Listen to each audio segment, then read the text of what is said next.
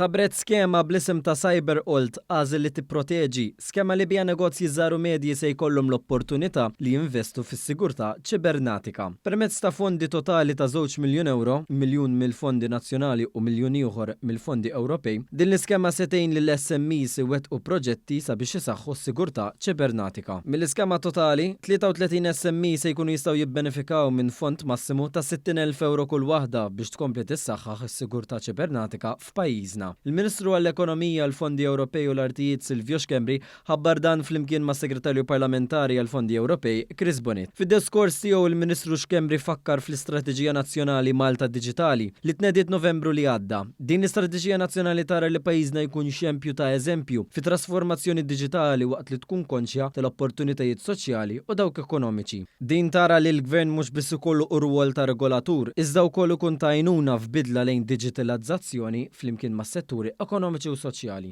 Minar dawn il-sistemi inti jisek għandek negozju, għandek ħanut, ħallejt il-bib miftuħ u tlaqt lejn id-dar. U b'dan il-messaġġ li rridu waslu l-importanza li l-SMEs mhux biss joffru s-servizz tagħhom online imma jinvestu fl-aspett diġitali. U din miżura hemmhekk sabiex tikkumplementa l-politika tal-Gvern f'dan l-aspett u anke nassistu b'mod finanzjarju fejn saħansitra f'dan il-każ qed nagħtu 80% tal-ispiża tal-investiment li jkun hemm bżonn.